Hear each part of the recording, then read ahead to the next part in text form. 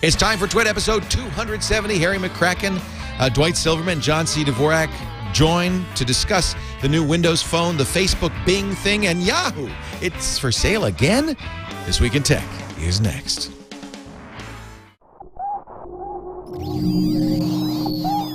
Netcasts you love. From people you trust. This is TWiT. Audio bandwidth for This Week in Tech is provided by Winamp. Subscribe to TWiT and all your favorite podcasts with the ultimate media player. Download it for free at winamp.com. Video bandwidth for TWiT is provided by CacheFly at CacheFly.com.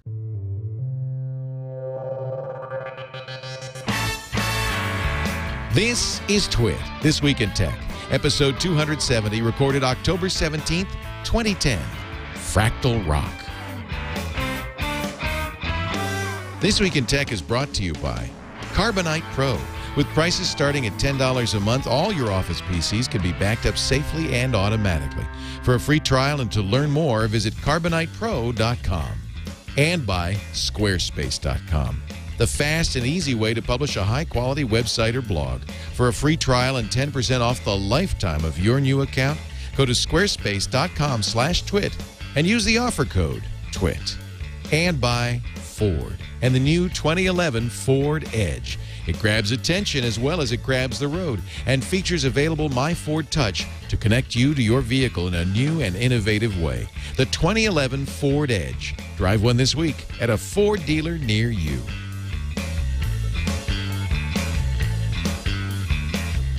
It's time for TWiT, This Week in Tech, the show that covers the latest, the week's tech news. We aren't giving you the breaking news. We're kind of chewing it over, mulling it over, and explaining what it all means. And so I like to get on the show people who can actually do that, starting with Harry McCracken from Technologizer, former editor-in-chief at PC World, right? That's right. And he's kind of going it on his own, and it sounds like it's going really well. Things have been going so far, really so well so far. I always say this is the hardest job I've ever had, but also the most fun. Well, you know, I was talking with a friend, Sarah Lane, who knows pretty well knows MG Siegler, and I was talking about blogging. Well, before I do that, let's introduce another blogger, but also a real live newspaper man, Dwight Silverman of the Houston Chronicle. He's at blogs.cron.com/techblog and a regular on the show. Hey, Dwight. Hey, how are you doing, Leo? I'm doing nice great. to see you again, Harry. Good to see you, Dwight. You guys know each other.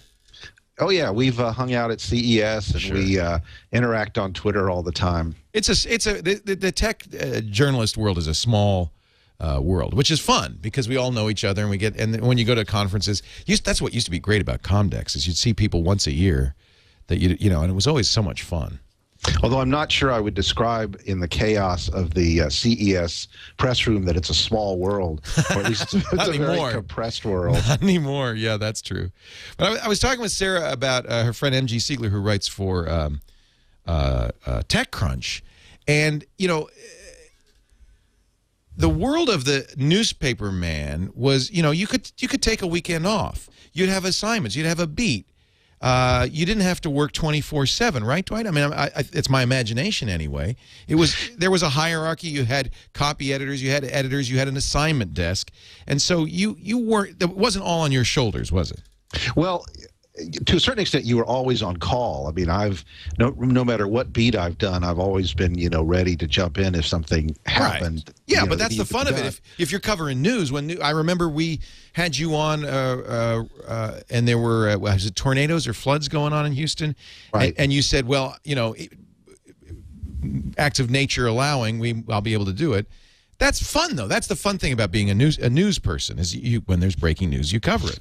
That's right. There's a certain amount of adrenaline. Although what's interesting is before the advent of the web, you know, you'd cover it and what you did appeared the next day in print, and now you do it as it happens, and that's a very different experience than it was, you know, back in the day. Well, and that's what I was observing, and I was thinking, boy, I kind of feel for people like MG and you too, Harry.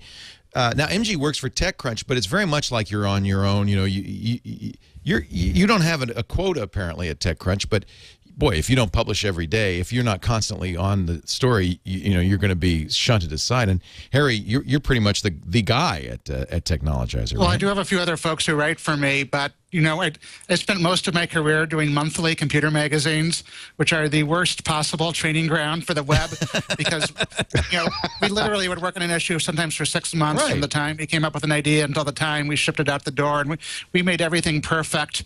And you just don't do that on the web. The quality comes more from the speed and from evolving and refining things and having them be absolutely flawless. Right. So it's been a great education.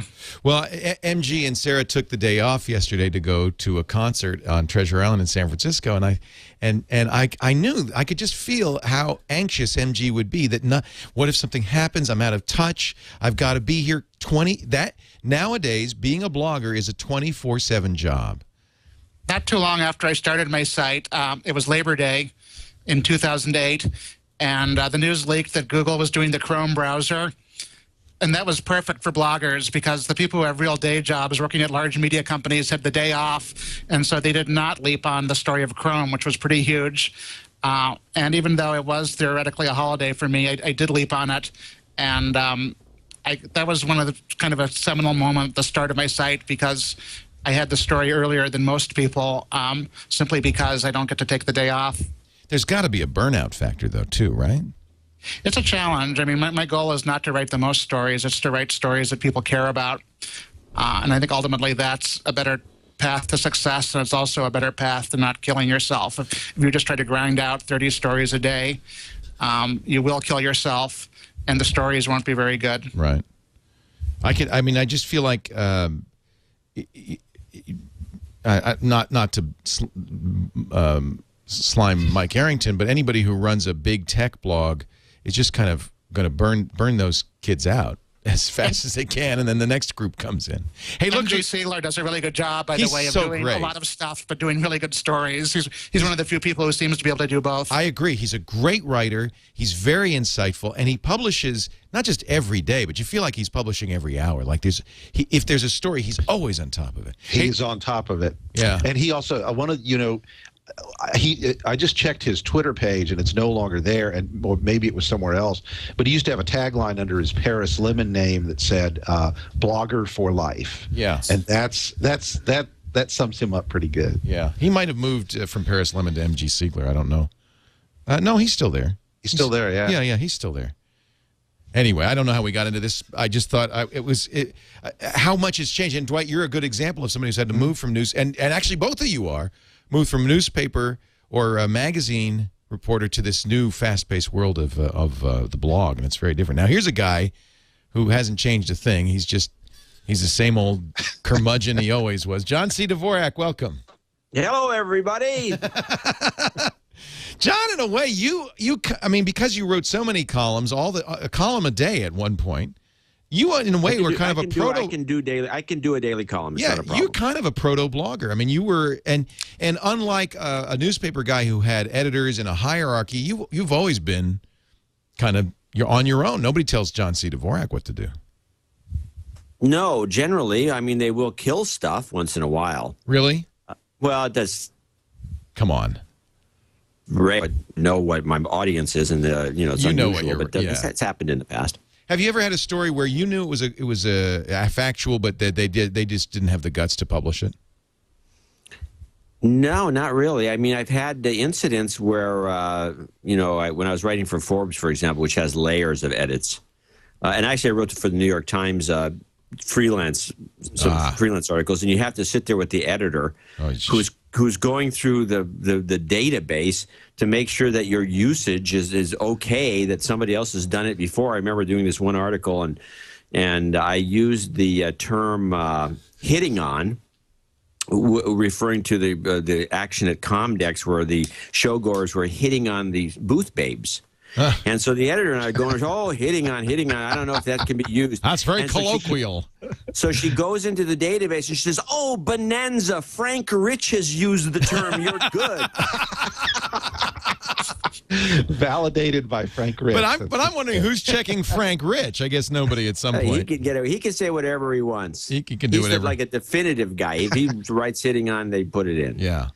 I don't know. There's an online newspaper. Just checking to see if I could find the link because Jeff Jarvis had this. There's a newspaper that's now online that puts at the bottom of every story a correction form. I've seen this. So that, I mean, how do you feel about that as a writer? That, I mean, it seems to me that's actually a good use of the web, right? Instant feedback. I think it sucks. You don't like that? No, I don't think we have to do bookkeeping. These are articles like the guys just said a minute ago. You know, you're writing. You don't have all these layers of edit. Now we're going to be bookkeepers and keep. Oh, I used the instead of and I used an instead of a. I mean, where does it end? I mean, I've gotten into arguments about this. The great thing about the web is that you made a mistake, you change it. Right. I don't. What difference does it make whether it's documented that the earlier version, 10 minutes ago, was a little different or had a different wordage? This happens in the newspaper business with the 3-star and the Bulldog edition. They don't put necessarily. They will change an article. Yeah, if somebody is defamed and they have to put a correction, this person is not a pervert. We're sorry we said that. But the fact of the matter is, you don't. When you go from one edition to the other, you don't say what you've changed. Sometimes the story's not even in the second edition. I don't like it. Comments under a stories are de facto correction forms, and so one of the reasons why they may be doing that is to keep the correction stuff out of the comments. That may be like a diffusion mechanism to keep corrections about wording and so forth out of there.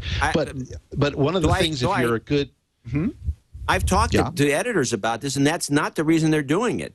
They're doing it because they think it needs to be on the record that a mistake, an error in punctuation was made. Do the corrections show up automatically, or are they vetted first? I don't know. I'm trying to find this link, and I can't. I don't know. I can't find it. It's an interesting. All I know is I don't like this idea. I stand not corrected, says John C. Dvorak. So certainly, if you make a mistake, you'll see it in the comments, and I think that's probably good enough. Well, but there's a lot of places they turn off the comments because they don't want to face this challenge, right? Look, no matter what, it's a difficult transition from this. Stephen Levy says I do slow journalism, like slow food. That's the new slow food movement. He says I do slow journalism, and he does because his most recent book took 7 years. So that's really slow journalism. A lot of I was listening to one of the sports talk shows. They have a couple of writers that talk to each other. Pardon the interruption. And one of them said that he hates this idea of blogging and putting stuff out there without editors going over it and other editors going over it. He's just not used to that. And he doesn't like the idea, and he doesn't want to do it. And I can see people getting into that, but it's being too dependent on your editors. The weird thing about this is that writers, I think, genetically complain bitterly. I always did, even when I was an editor. But writers complain bitterly about editors dominating everything, and they're ruining their copy and ruining their jokes and doing all these bad things, and then they're given the opportunity to do this straight-up writing without a bunch of middlemen, and then they won't do it, and they complain. Well, what about fact-checking, though? I mean, the New Yorker's famous for its very high-quality fact-checking on even the silliest little trivial details. And I think that's what this newspaper that Jeff was talking about was using this form for, is a fact-check form. Do you think that's an inappropriate use? I'm not talking about punctuation, but just saying, hey, that's incorrect. I think that ultimately, if you have good readers, like Dwight said, if you have a comments field and smart readers, they will fact check you better than any professional fact checker could ever. I agree. Because no matter how good a single fact checker is, they have to call other people and verify things. Right. And if you have thousands of readers, you have experts on everything. And my readers certainly, when I get something wrong, usually within a couple of minutes, they chastise me and correct me. I'd agree. I think that while I am far from perfect and I get things wrong all the time, because we have this active chat room and this active participation, I think we almost always get it right eventually.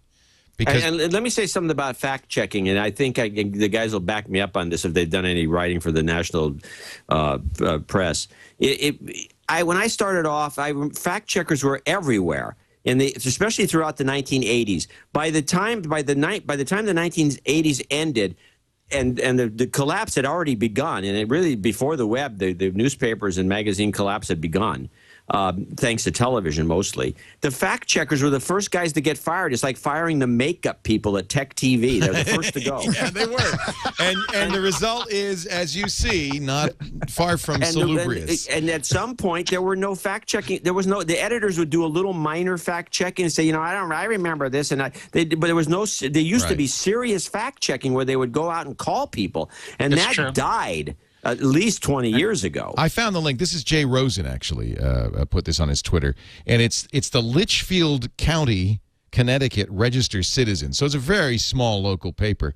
But they say, since launching an easy-to-use online fact-check form in May, readers have made well over 100 reports to us about local news stories that contain incorrect information, lacked context to the point of being misleading, or missed, quote, the real point, end quote, of the story altogether. That's pretty interesting. For a small paper, a small town paper that cannot afford a fact checker or probably even very good editors, that's probably not a bad idea. This again is misleading because nobody has fact checkers anymore. Right. All right. So do they have comments under their story? Yes, they do. But they also have a special form. And I think you're probably right, Dwight, that this was just to get the fact checking out of the comments and into a fact checked form. It says, tell us what was wrong, title of article, email address. Yeah, I think it's kind of to separate them out. Yeah, I don't think that's a bad thing, but I think you're right. I think, Harry, the comments, really, that's what comments ultimately do so well, is balance an article. There are still a few fact checkers out there. I just recently started writing for Time. And for online, for Time.com, I am my own fact checker, but I have something in the print issue this coming week. And there are fact checkers involved when it goes on paper at Time. I also wrote something for Discover recently and got fact checked for that as well. But I have to say I laid off the fact checkers at PC World quite a long time ago. So John is quite right. In a lot of cases, they went away a long time ago. And they were. Fact checking is dangerous because if you know somebody is going to be checking every fact for you, you might get sloppy. If you know you're working without a net, you're ultimately more likely to get things right in the first place. A lot of TKs in there. TK. That means I don't think PC World got massively more inaccurate once we started telling the editors and the writers that it actually was their responsibility to be correct, which kind of was not the message we gave them when we had a couple of fact checkers on staff. I'll tell you what. Yeah, I think he's right, which is a reverse effect that you'd expect it to get worse when it actually gets better. And it didn't hurt that Google and the Internet came along and can be kind of a quasi, because sometimes the real danger isn't so much like you're writing something up in a field that maybe there's a couple of things you don't know about. You can look it up on Google, and then you can actually fact check yourself by looking it up again. In other words, following more than one source. The real problem, the problem I've always had occasionally, rare, but it happens to every writer. You swear you knew a fact to be solid, and you don't even think to fact check it because you know the guy's name is spelled with a B, you know, and there's no B in his name. I do that all the time. Of course, I'm live, so it's always a thought process. But and sometimes I'll hedge my statements if I'm not sure of it. But if I'm sure of it, I'll emphasize it, and that can very easily bite you in the ass. Yeah, it happens, and of course you find out about it pretty quickly in the comments, and you scramble to correct it.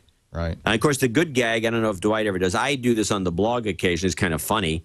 You get somebody with a long-winded explanation of why something is wrong in the blog posting, and you go back and change it, and then you do nothing else. So this is a dirty trick that bloggers do constantly. And then the guy who has the comment, he looks like an idiot because it doesn't reflect what the post looks like. And then there's what Molly Wood calls the literal net, where now I'm sorry, in episode 232 of Star Trek, it was very obvious that the nuts and bolts were all screwed from left to right, not right to left. You should have known that. Well, I think it's good to give your commenters credit because, you know, it gives them some props for checking it. And also they may come in and be, may come at you kind of angry and with a chip on their shoulder. And then when you correct it and say, hey, thanks, I appreciate you keeping me honest or giving me the right information, they kind of go, oh. Yeah. Yeah. I mostly do that, Dwight, except every once in a while there's like, what you would define as an a-hole. And you don't really... A troll? A troll a-hole. An a-troll a-hole that you don't really think, I know, but Dwight's right. You can almost always turn an a-hole to a friend if you depends. Handle them. There are guys that are permanent a-holes online. They're very obvious. And we know We've seen. The only reason I bring this up is because I wonder if we're better off or worse off in this new. I can tell you who's worse off is the reporter who works for a blog who's just like busting his, nut all the time, probably for very little pay.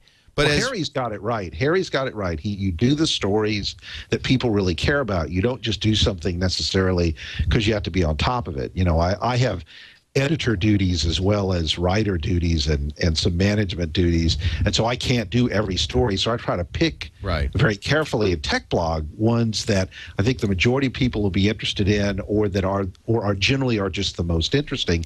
And Harry does the same thing. He focuses on the writing and does a lot more. Well, that's true. And in a world where information is kind of less value to base because it's so widely available, it becomes what's valuable is judgment, perception, choice is editing.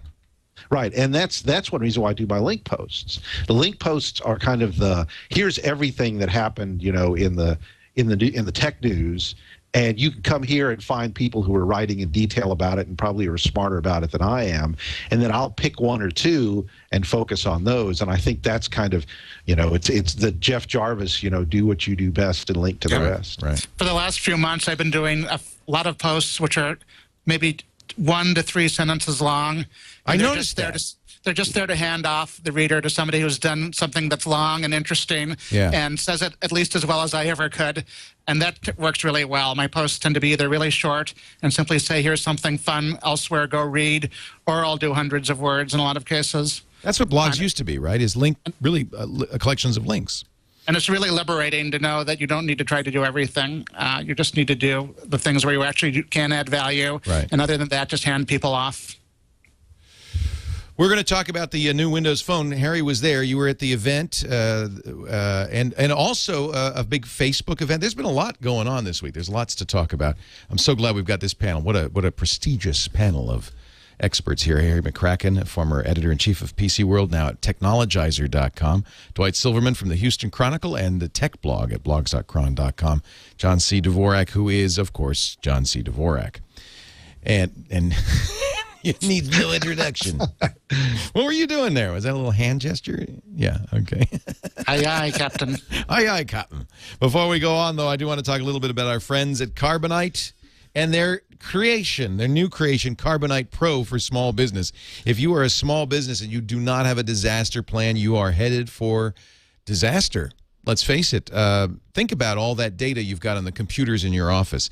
The bookkeeping, the client lists, all of those things. What would happen if the office burned down and you lost it all? You got backups right next to the original computers. Those are gone too. You got to have offsite backup. But on the other hand, offsite backup requires a lot of attention and perhaps an IT professional. This is where Carbonite Pro is so great. Carbonite uses the great consumer technology developed for Carbonite, but puts it in a business environment. With Carbonite, you have unlimited backup per computer, and in fact, it turned out a lot of people were using that for their businesses. Carbonite Pro is designed around the idea of kind of as many users as you want. You only pay for the storage that you need. A better solution for business. It's offsite. It's automatic. Your individual users can restore their data from Carbonite Pro, not just from the original computer, as with most backups, but from any computer. Anytime you get online, you log into your account, there's your data. You can even use a free iPhone and BlackBerry app. It's secure, uses AES 256-bit encryption if you choose to protect your privacy. Of course, SSL is always used during backup, so even if you have an open access point, you don't have to worry about it. And the price is right. 20 gigabytes, $10. 100 gigabytes, $75 a month. So you could have 100 desks, each with 2 gigabytes each. It'd cost you no more than $100 to back up. I mean, that's remarkable. Very affordable, very effective. It's online backup for your small business, and it's very important. If you don't have a strategy, try it free for 30 days right now. CarbonitePro.com has got a central dashboard so you know that all the systems are backed up. CarbonitePro.com, 30 days free. Give it a try today. It is an absolutely vital solution. Windows Mobile. You were at the announcement, Harry. I heard you ask a question, I think. Yes? That's right. Actually, I think you heard me at the Facebook. Bing, Facebook, I heard you. I was at the Bing event, which was that's also right. last week, but I also went to New York to the Windows Phone 7. You've been getting well. all around. That's great. So which should we start with? Which do you think is more important, Windows Phone 7 or Bing Facebook? Well, to me, Windows Phone 7 is fascinating just because it actually is new and inventive. It's not a wannabe. It's not just a carbon copy of the iPhone or Android, but it's also getting into the game rather late. At least it seems to be getting in late. I think we're probably still ultimately really early in the history of smartphones. And I'm just really curious how easy it is for anybody to get traction with a new platform. I actually think it's quite good from a user interface standpoint. It's, to me, better than Android. And I can certainly see somebody walking into a phone store, and it's not implausible that somebody might prefer this user interface to the iPhone. But Microsoft was kind of asleep at the wheel for years, and it's kind of, you know, in a worst-case scenario, it's kind of like Zune all over again. Zune was always a good product a year after you wanted that, so they came out with a hard drive player once the world had moved on to Flash, and a Flash player once the world had moved on to touchscreens, and a touchscreen player with no apps when the world had moved on to apps. And that's the worst-case scenario, but the best-case scenario is that there still is room for at least a third major platform. What do you think? What do you? Yeah, John says. I can tell John's not impressed. What do you think? I've thought about this phone for a while. I mean, I think it's probably a great phone. The problem is, I think Harry's kind of touched on it, which is they're asleep at the wheel. They're way behind all the other players. It's a little. You've had a very it looks low. a little clunky. What? You've had a very low opinion of Microsoft's ability to innovate for some time now. No, almost forever. Since they started using the word innovate. John, have you when actually they started tried using one? the word innovate, that was the giveaway. Have you tried it, John? Sorry? Have you tried it? No, I haven't gotten a hold of one yet. I'm going to try to. I'm sure it's fine. It's just that as a phone, I'm sure it does everything you want it to do. There's probably a few gotchas. I'm not more than a little amused by the fact that it hasn't got cut and paste. Yeah. Which seems to have been the main complaint about the iPhone when it first came out, and the people harped and harped and harped on cut and paste, cut and paste. Here we are, what, 4 years later? Microsoft brings out a phone with no cut and paste. Well, they were at great pains at the announcement to say, well, we'll have it early 2011. Why didn't they bring it out now? How hard can it be? Good question. I don't know. What do you think, Dwight? Well, it's, you know, one of the things that Microsoft has said about Windows Phone Windows Phone 7 is that there's a huge number of people yet who have not picked up on smartphones.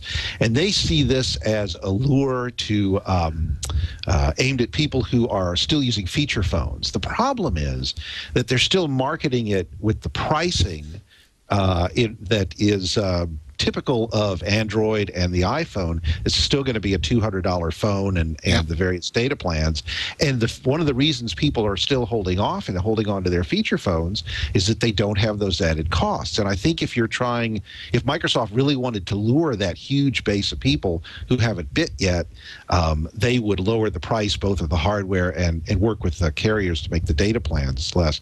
I've tried a Windows Phone 7 and I really like it. I think it's very, very appealing, and Microsoft now understands that part of the appeal of a smartphone is not just what it does, but kind of there's an emotional appeal to it. So it has almost a sense of whimsy and a very much a friendliness that was completely missing from the really geeky Windows Mobile 6.5, which was real computery. This is very attractive, and I think the masses are going to really be interested. I disagree with that, but how does it compare to the King?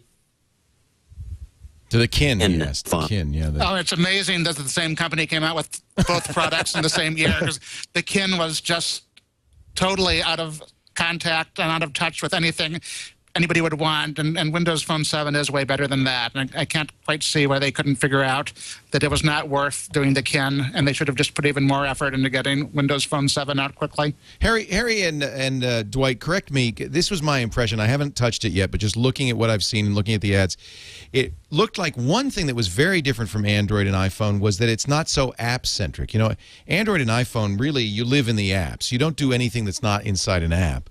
It looked like Windows Phone 7, of course, they don't have as many apps, but it looked like the operating system was very much more foreground. A little bit. I mean, they They integrate with Facebook and your contacts from various places, and you can check status updates and so forth. All without an going app. into I mean, it's all just a tile, right? Which Ken also did. I mean, and the challenge there is it's hard to be as good at doing Facebook as Facebook is at doing Facebook. Right. And I think Microsoft has said they're not doing this instead of apps. They're doing it just so if you want to get in and get out quickly, which is a line they've used a lot, you don't need to launch the app. And that was the big pitch. In fact, let me show a little bit of the one of the ads for the new Windows Phone 7. These ads feature people staring into their phone and kind of missing out on life. Here's a guy at the beach, a girl in the shower, woman running, a massage therapist who's looking at her phone instead of a massage, a guy who's on a seesaw and his poor kid's stranded, a woman saying, "Look at me," and her boyfriend is busy looking at the phone, and a shark's coming, and he doesn't know, and then he drops the phone in the urinal. And Really?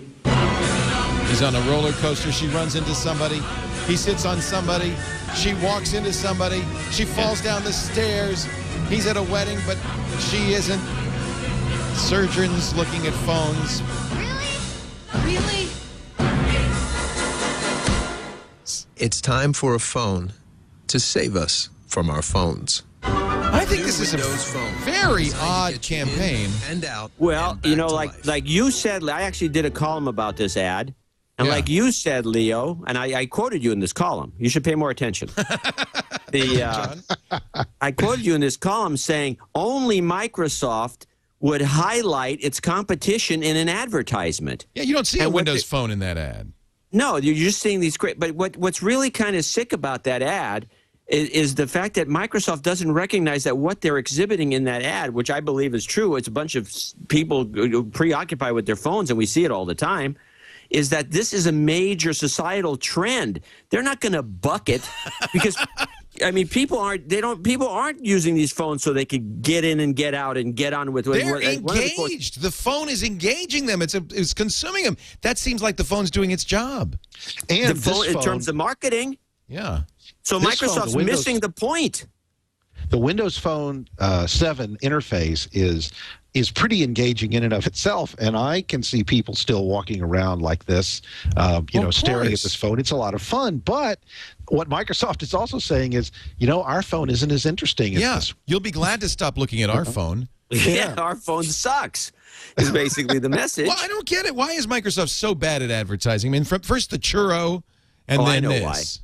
They have no vice president or executive in charge of all Microsoft. There's no marketing VP. There's nobody head of marketing. There's not anybody you can see. There's not like a CMO. There's no chief marketing officer. There's a bunch of little wannabe marketing people. They all have their own little niches. There's nobody there. They don't know how to market anything.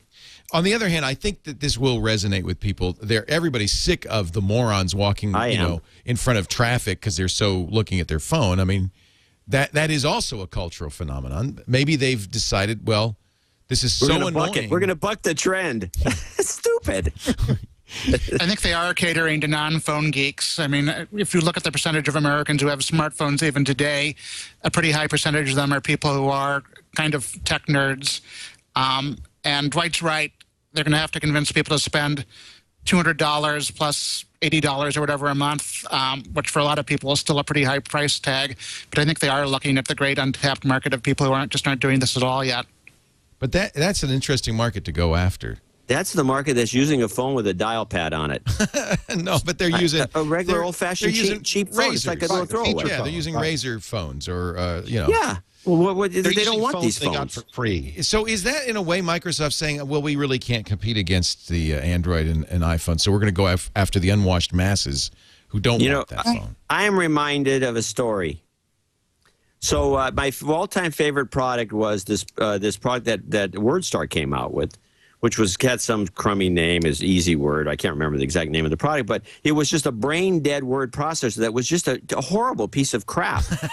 and I asked them about what their marketing theory was on this. Well, who's going to buy it? This product is designed for people who don't like computers and don't like word processing. Great! And you could see the logic. I was just like dumbfounded that so in other words, you want to sell it to people that probably don't even have a computer. You're trying to sell it to people who don't want it. Yeah. And no, it wasn't WordStar 2000. It was called Easy Weird. It had some stupid name. Yeah, well, but anyway, not remembered, obviously. Yeah, well, I've written about it. So Microsoft's trying to sell a smartphone to people who don't want smartphones. I think they are, but I mean, to be fair, I think that this platform does stand a shot at being competitive. It certainly is not overly dumbed down. They are still catching up. They don't have cut and paste. It looks sexy to me, and I'm not offended by the multitasking for third-party apps, but I can see people are pretty serious about phones finding this appealing, especially if they ramp up the third-party apps pretty quickly. So there are 9 models. I do have to give Microsoft a little bit of a hard time because they I don't know what it looked like there. I was watching the stream, Harry, but they had a hatch open up on the stage, yes, and then a table kind of shakily, like somebody's going, rolling this table out in front of Steve Ballmer, and then it kind of stops and kind of vibrates to a halt, and there's 9 phones in front of him. And, hey, by the way, Leo, can I stop you for a second? Yeah. I think your coverage of this event was, to be honest about it, was Pulitzer quality. And I'm not kidding. It's that you had the whole event. You had commentary, running commentary while the event was going on. I thought it was a beautiful piece. Thank you. And there was, there was a lot of people watching it, but I don't think a lot of people appreciated that what you did, the way you did it, was absolutely outstanding. I want to give you some thank you. It's very nice of you. This is kind of how we want. Look, this is where I want to take the network, which is live coverage of breaking events. We never covered a Microsoft event yet, so I thought, well, I'll get up. I don't know why they had it at 9:30 Eastern time, 6:30 Microsoft time in the morning. But I was there. Harry obviously took it even more seriously. He flew out. Had I known Harry, I would have gotten you on because it was. But this is how I think we'd like to do this from now on. We'll probably do it on Wednesday with the Apple coverage, which is kind of the Mystery Science Theater 2000 coverage, which is we're just sitting in the audience watching and snarking. That was funny. Yeah, it was fun, and I think it is. The idea is that you get to watch the event.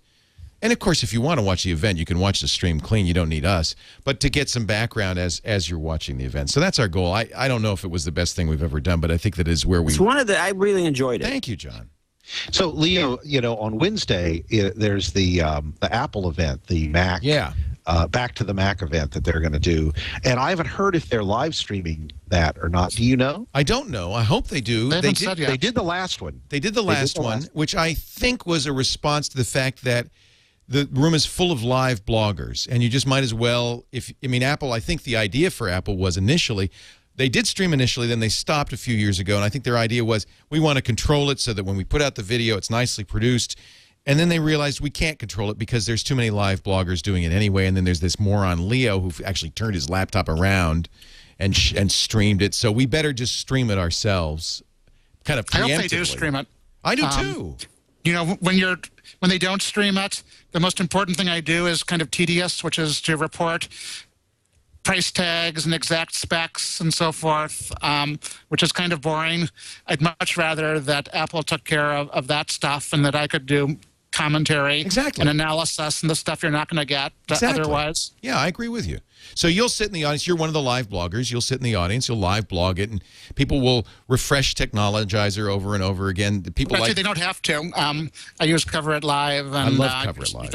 You just come once, and the stuff slides by. Although it broke down during the iPad announcement, didn't it? Yes. Yeah, hopefully that was a learning experience for them. I've had good luck with it since. They had so many people using Cover It Live. So live blogging, Gadget does it, Engadget does it, Gizmodo does it, Harry does it. So what I do is I get a dashboard of them and all. And that's what we'll do on Wednesday. I have Andy Inako is actually in the event. Alex, Lindsay, Tom Merritt, and I will be sitting in the studio. Either there'll be a stream, which, when we didn't, we asked Apple for permission to rebroadcast the stream, what we did with Microsoft, and they said no. So what we did is we kind of watched and hoped that others were watching the stream and then listening to us, doing their own mix down of the two. So we'll either do that or we'll watch Harry, and we'll report what Harry's saying. And then we'll do Mac Break Weekly right after. I don't think this one is not at Yerba Buena Center. It's not at Moscone West. It's at One Infinite Loop in the town hall, which only holds, I think, 250, 350 people. So it's a small event. As usual, Apple gets a ton of press. Microsoft and Facebook and Cisco, all three of them had events. Was it on Monday? All three of them had, or when was it? Wednesday. There was one day when everybody had an event, and nobody knew these events ahead of time. There was no buzz. Apple, all they have to do is send an invitation out to 150 people 1 week before, and the whole blogosphere is abuzz with what can they're complete idiots. Let's face reality. You think they're idiots? I think they're great. They're getting all this free press. No, I'm talking about these guys who nobody knows about the events. Oh, the guys who don't do the Apple thing. Yeah. They're missing a bet. Yeah, no, they're idiots. The other guys, Apple, you can't criticize them for anything. They're like geniuses. They send an invitation out that has an apple and a little lion peeking around the corner. That's all they say. That's all they need to say. And everybody's going, well, I think they're going to do a touchscreen Air. Yeah, I know. It gets nothing but ink of speculation ink. It's unbelievable. Is there a potential negative because if all they're doing is releasing, details about an operating system that won't be out for 6 months, and if that's all they do, is there a backlash? It hasn't happened yet. Hey, but by the way, Lou, can I just back up a little bit about that Microsoft event, the one that you... who was that? The AT&T CEO. Ralph Did de la anybody Vega. find this guy a little interesting? I mean, now I'm with the AT&T. I'm the CEO. You think it's the pencil mustache? Was that what did it for you? What the hell was that guy? Hello, I am Ralph de la Vega. Well, it's interesting because AT&T, has already kind of telegraphed that they're going to lose exclusivity of the iPhone sooner or later, and I think we all agree it's probably January. The Wall Street Journal is basically floating Apple's own leak that Verizon will have the iPhone by then. So AT&T's got to play the field now, and I think it's interesting that they're the ones who are going to launch the Windows Phone. They're going to launch the Samsung Focus on November 8th. That's the one, by the way, everybody agrees is the one to get. Have you played with that one, guys? I played with all three at the event on Monday. There's the Focus. There's an HTC with slide-out Dolby speakers. Which is bizarre. It's thick, and it has surround sound speakers. Come on. It's a little clunky looking. And then there's an LG with a slide-out keyboard, although it is kind of unclear to what degree Windows Phone 7 is designed for landscape as opposed to portrait mode. There are some things that, even though the keyboard is horizontal, the user interface is not. Oh, it doesn't rotate around? Not in a lot of places it does, but not everywhere you'd want it to be. I think you're right. The Samsung is the cool one. It has an OLED screen, so the colors are really intense. 4-inch AMOLED, super AMOLED. Nice big screen. Yeah. It's relatively thin. The industrial design looks pretty good. Yeah, that's going to be available first, and then I guess the other two will be available later on AT&T. T-Mobile also has two models, an HTC model and a Dell model, later in November. All of them will be $200 with the usual 2-year contract on AT&T or T-Mobile. No phones for Sprint or Verizon, no CDMA, but presumably 2011, right? I think Sprint has said they are doing it, and Verizon says they're kind of interested, but no details. I think Microsoft has said that Verizon and Sprint will have it. Yeah. I think they're still working on the CDMA technology, which next they need. year. Yeah. Right. Now, there was one interesting and kind of funny thing that Microsoft did where they were touting how what a good game device this is. They're clearly Xbox going Live, after that yeah. same right. And one of the things that they did in some of their marketing was they had the icon for the Angry Birds. Yeah, whoops. And Rovio came out and said, nope, we don't have a plan to do an Angry Birds version. Now, I talked to Paul Thurrott about this, and he said, well, it was a third party that created this ad, and they just snipped out icons without really kind of thinking about it. And Microsoft, this is a case where, John, you're right, a CMO would have been all over this, would have said, wait a minute, do you have permission for these icons? Or a fact checker, maybe.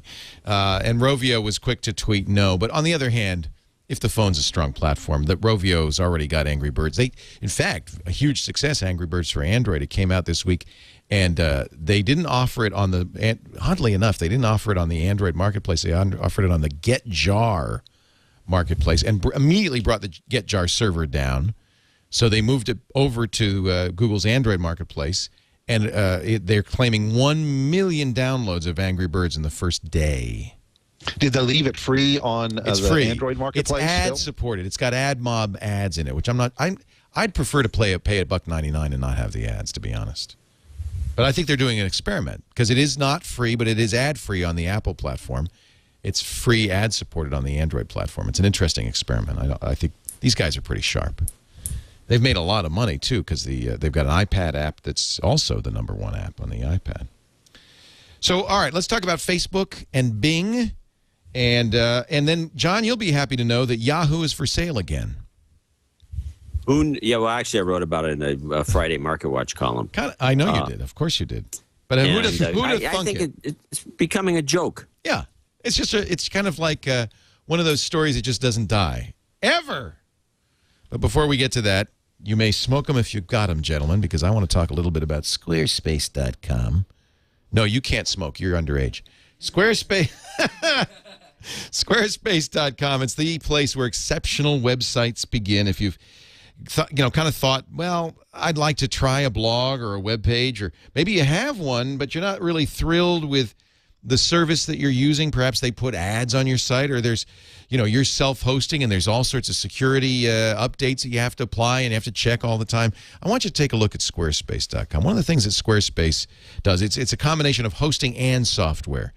So the Squarespace folks, they've got a really sophisticated Java-based hosting solution that is just guaranteed to give you bandwidth no matter what happens.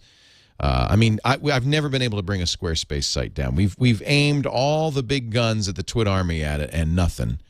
But they also have the best content management solution on top of it. And one way to tell how good Squarespace is to go to the Squarespace.com site, squarespace.com/twit, and take a look at the examples. These are sites, both blogs, photography, portfolios, businesses, that people have created using the Squarespace platform.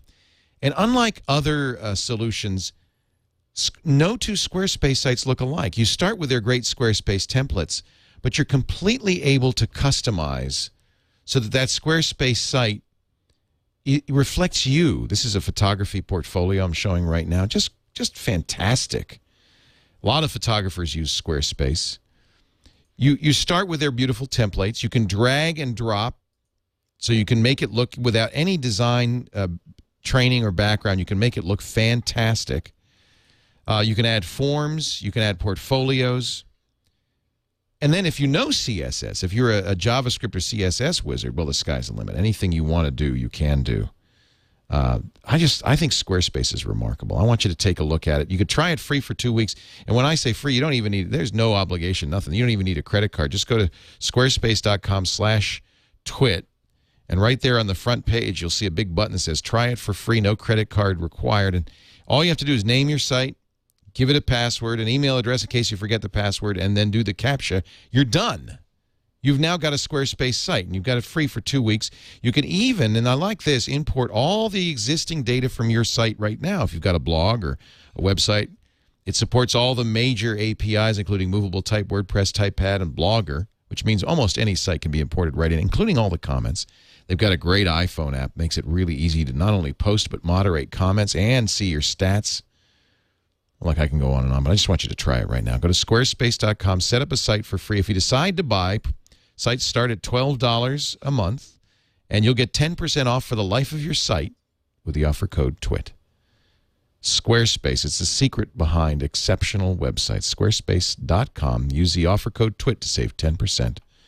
Really is a great way to do a website. Our Inside Twit blog is there, and almost everybody I know, Sarah Lane, Kevin Rose, they all have Squarespace blogs. It really is the place to do it. All right. You were also, Harry, in fact, you even asked a question. That's how I knew you were there at the, it was a surprise. We were doing one of our shows, and my producer, Eileen Rivera, comes running and says, they're streaming something from on the Facebook page with Microsoft. And I thought, oh, my God, has Microsoft bought Facebook?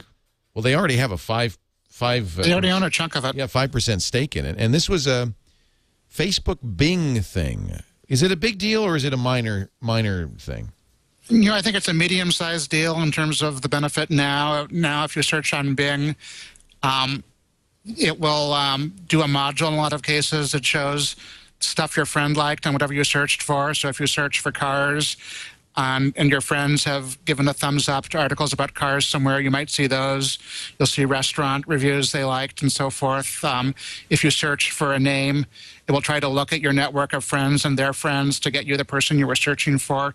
especially if it's a name that multiple people have. So it's social. It's that kind of buzzword, social search, where your search is applied against your social graph, your friends, and the result that comes out has additional information because of what your friends like and use and so forth.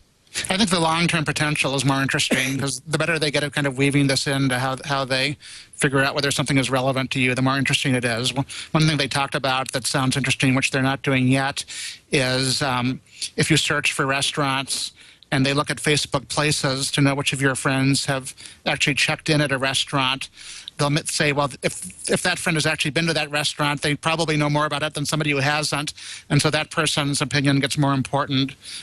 So I find the general idea of integrating social stuff into search really exciting, and what they've actually done so far is interesting, but it's not transcendent.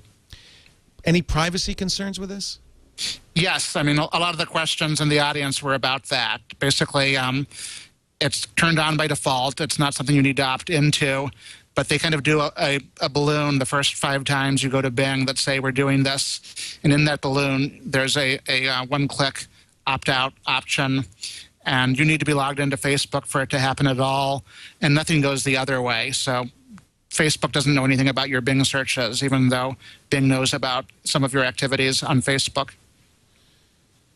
This is basically what Facebook has already done with Pandora and Yelp and some other sites, right? It's instant personalization, which kind of got them into trouble when they launched it a few months ago. It was spooked the hell out of me, and I noticed that they've made the banner smaller, but when I first went to Yelp, it said, "Hey, Leo Laporte, would you like to know what your friends like on Yelp?" And I said, "How did you know it's me?" And yeah, Bing is doing that too. It's a little creepy. So when you opt out, Harry, does it opt you out of seeing your friends, or does it opt you out of your Facebook items showing up in Bing? It's opting out of, I believe it's opting out of you seeing the feature. And actually, that's a good question in terms of whether your buddies can see what you liked. That would be the bigger privacy concern. Yeah. I mean, I believe you can opt out of that too. You might have to do that on Facebook rather than on Bing, but I'm not positive.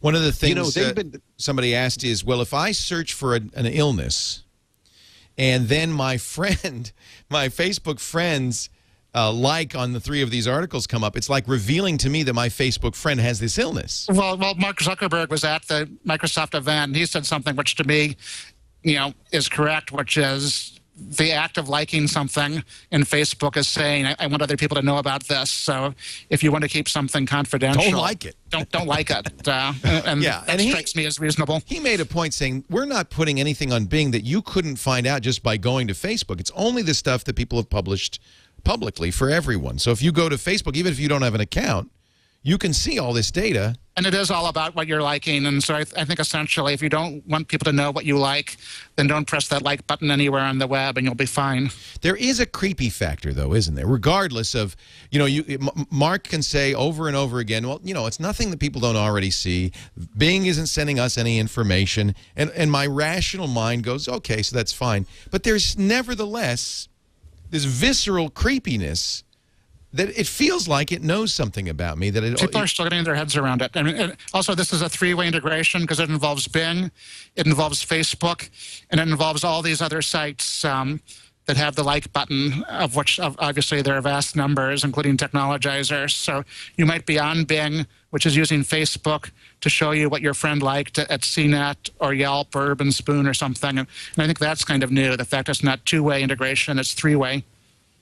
Well, Harry, one of the things that really bothers me about the way Facebook has been approaching these new features is that they are always opt out. Yeah. You don't opt into anything. That was one of the big issues with groups, is that you could be pulled into any group and be associated with any group, regardless of whether you really wanted to be associated or not. And the same thing is true with the thing with Bing. I think that it's much more socially acceptable to give people immediately the option of whether you want to participate before ultimately pulling them in against their will, what may be against their will. It's also true with Places because your friends can check you into Places without asking your permission ahead of time, and you're able to opt out of that feature, but it's turned on by default. And I think it's pretty clear that as Facebook adds new stuff, they tend to make you opt out rather than opt in. Right.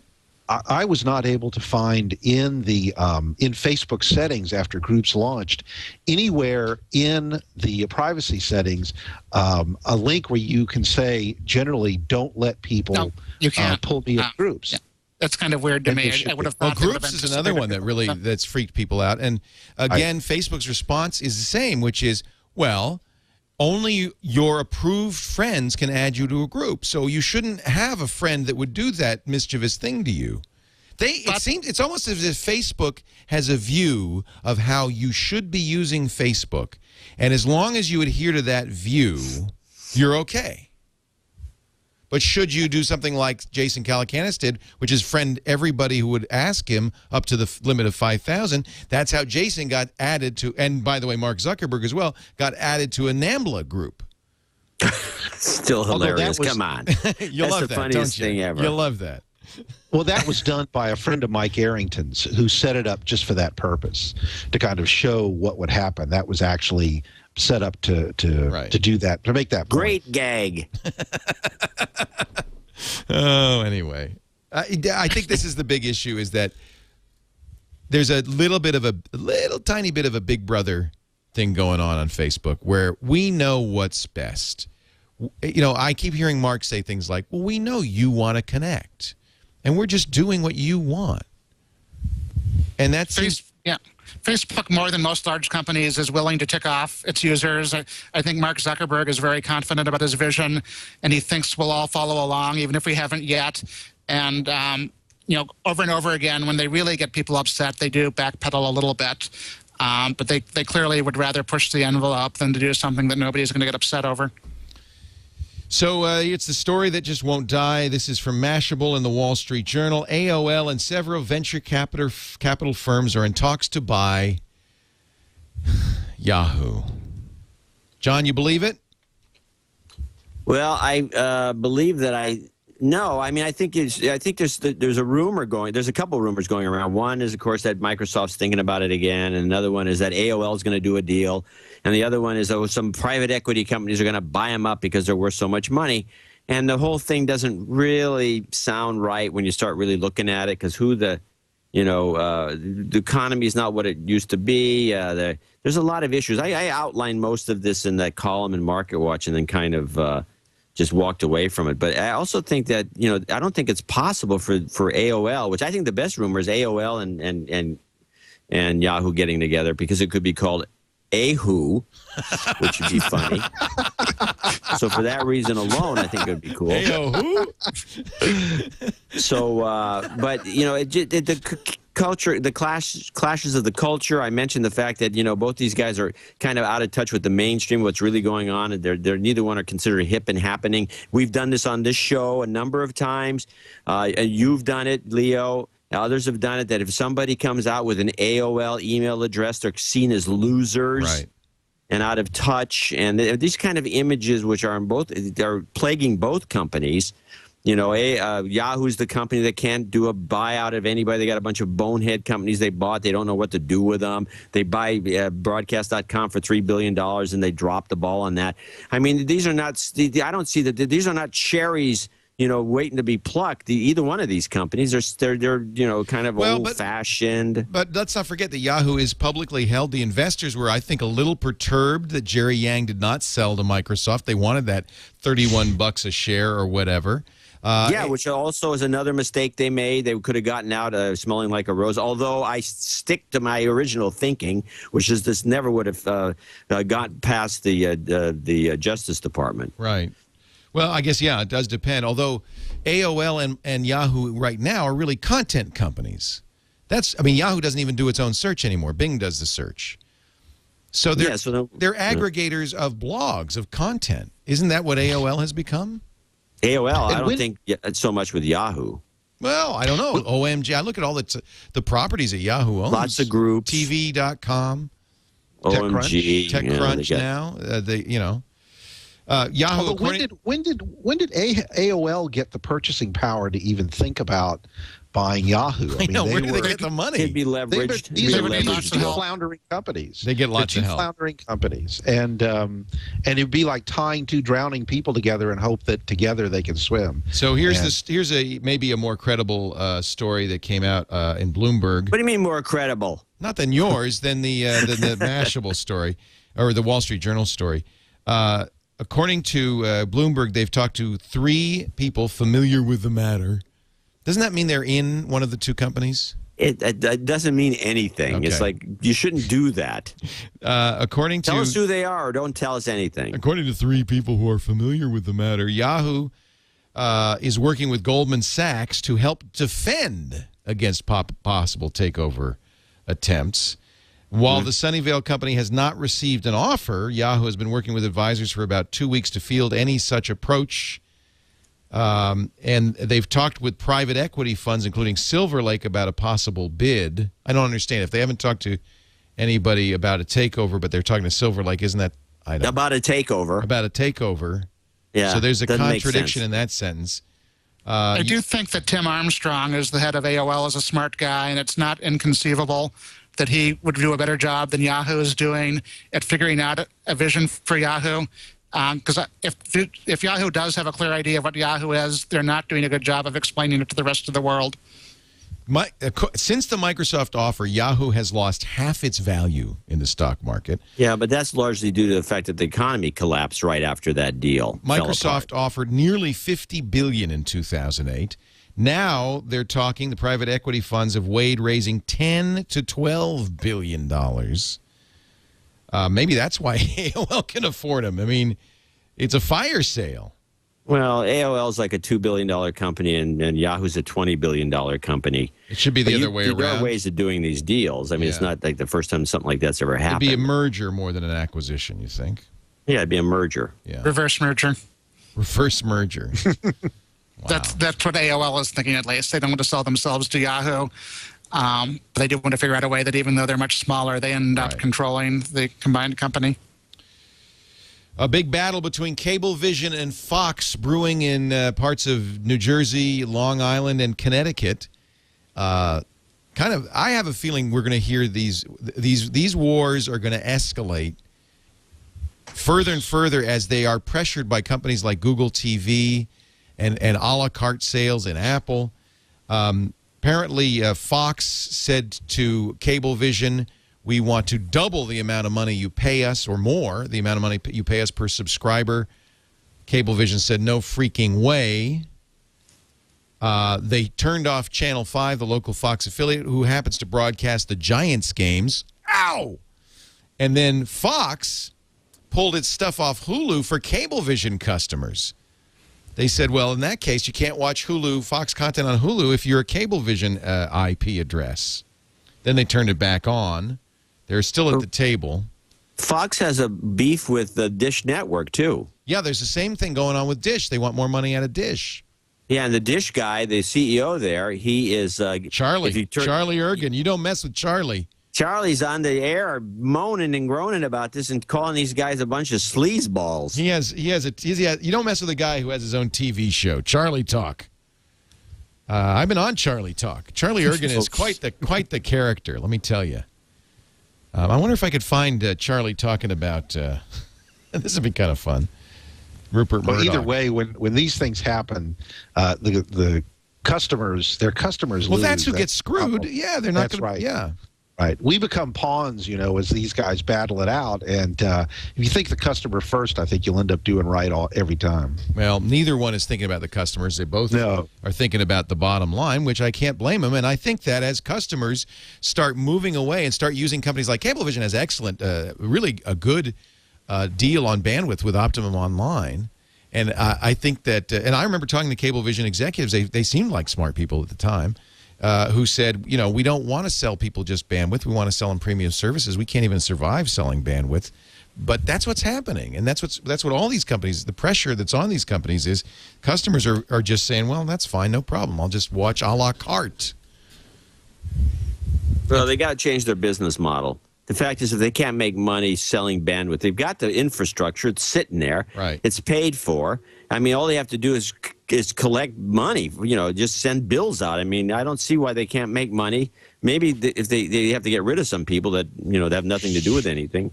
But they got to do more than what they're doing in terms of serving the public. I just don't know. I think it's you can't blame Cablevision, you can't blame Fox, or you can blame them both. There's no one bad guy in this. They're all bad actors, and you're absolutely right, Dwight. I mean, the people who get screwed here are the cable customers who can't watch their football game.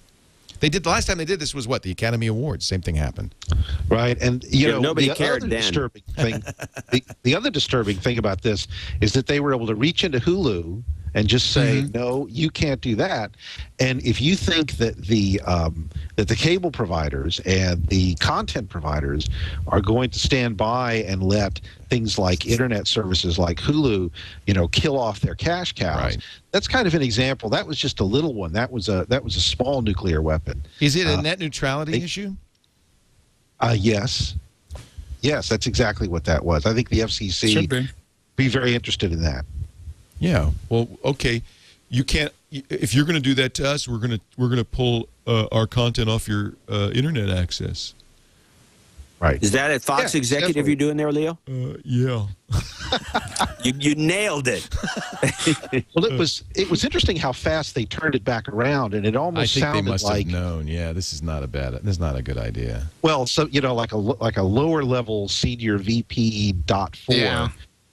said, let's do this, and then Rupert woke up and said, "What? No," and undid it, and I think that's probably what happened. It was a bad idea. The notice that you would get, this Fortune.com columnist Seth Weintraub did a screen cap of this notice. He tried to watch a Fox show on Hulu. We noticed that you are attempting to access Fox content on Hulu. Unfortunately, this content is currently unavailable to Cablevision customers. We look forward to bringing Fox content to Cablevision customers again soon. And of course, they don't explain why they're doing this. No. All you know is that they're denying you something, Yeah. not because you did anything wrong. Yeah. You just happen to choose to live in the wrong city. What jerks. Hulu PR rep Elisa Schreiber statement. Unfortunately, we were put in a position of needing to block Fox content on Hulu in order to remain neutral during contract negotiations. Well, there's somebody that can throw it around. So Hulu, what happened was Hulu, I bet you they got a call, you're going to take the blame for this. So Hulu said, oh, no, we did it because we wanted to stay neutral. Isn't Fox one of the partners in Hulu? Partner, yes, but Yes. Hulu is a separate company. It's very confusing. Right. Yeah. So But Hulu, they're involved in it. yeah, but Hulu, I bet you Hulu got a call from Fox saying, look, if you better say you did this in order to stay neutral. Notice the word neutral. Well, we're just preserving neutrality because otherwise we're screwed. I really feel for people who live in the Cablevision area. But I just think in the long run, all this does is hasten the demise of cable television for everybody. It seems really self-destructive. Yeah. But that's what happens, isn't it? When you look at the record industry, look at the movie industries, that's what happens when you get up against it and your old business model is starting to fail. You're cornered and you lash out. And you don't bother to change the business model. No, you don't think about it. You just say, no, I'm not going. Apple's App Store crosses 300,000 apps. Well, did you say there's some controversy whether that's true or not? There were a couple of stories that said that, and then Philip Elmer DeWitt, also at Fortune, said that that's wrong. There's a that lot was of counting- inactive apps. They shouldn't count those. It says that's counting apps that no longer are on the market, and it's still more like 280,000. So 148 apps notes. There are 334,199 approved apps, of which 55,000 are inactive. So really, there's only 278,000 active apps. Who cares? They're close enough. Who cares? This is like close enough. significant numbers. It's like ridiculous. And Windows Mobile has 2,000 apps, and Android has about, what, 80, 90,000 apps? Windows Mobile. Oh, I'm with sorry. The 2000 has the odd man out. Google said there are 90,000 apps, but AndroidLib.com says 113,000 Android apps in the marketplace. You know, any more than like 50 or 60, I mean, How many 50 or apps? 60. How about any more than 50 or 60 apps? Yeah, that's what I'm saying. I mean, I have 100. I counted 105 apps on my iPhone. And how many do you use on a routine basis, Leo? Well, I not all of them for sure. Probably half a dozen. Most of the I have to review apps, so that's why I've got so many on here. Periodically, I'll prune through them, get rid of. Back in the early days of the web, when people were relying on bookmarks, there were stories where studies had been done that found that people would bookmark dozens of apps, dozens of websites, but then only use 6 or 7. That was kind of the number. Right. And now you're seeing the same thing with apps. People tend to use about 6 or 7 of them. That's about what I use on my iPhone.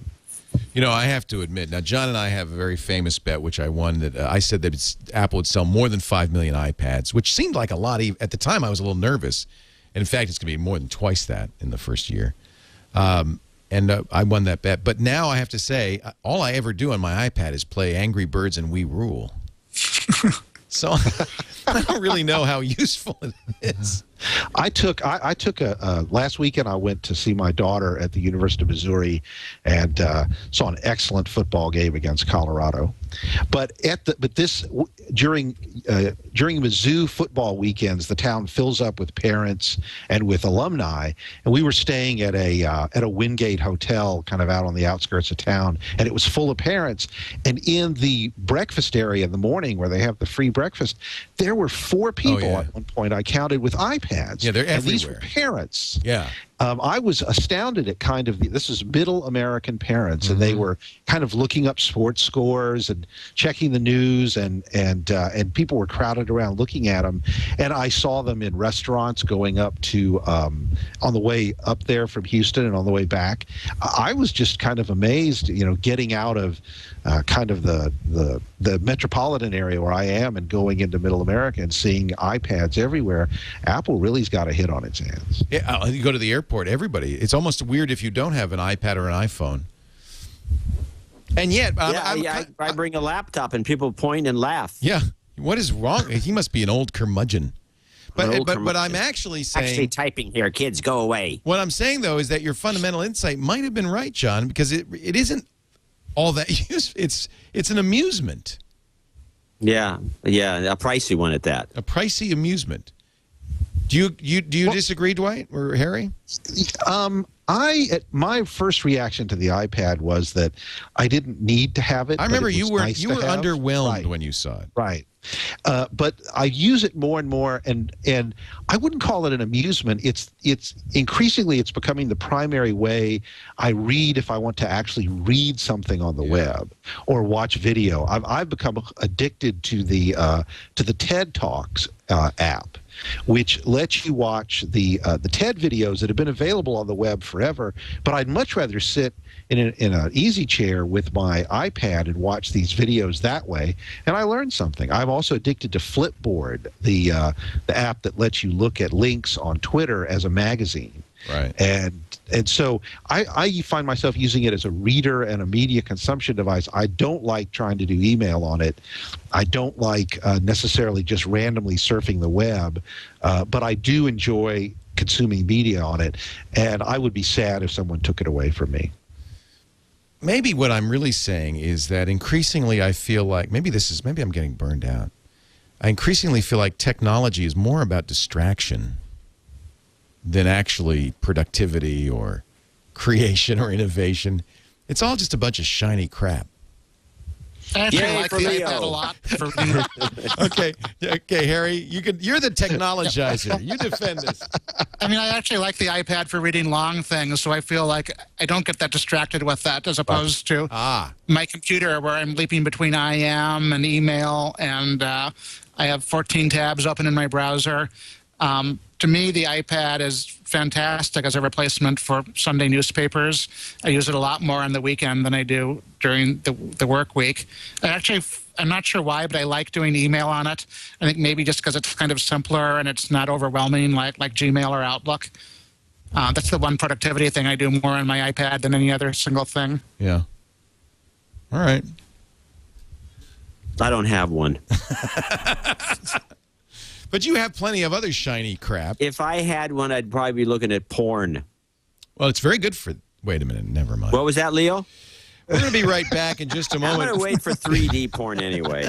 John Sculley finally, for the first time, since his ouster at Apple Computer, talks about Steve Jobs. We have that story and a lot more coming up in just a little bit. But with our great guests, and I'm really glad this has been a fun show.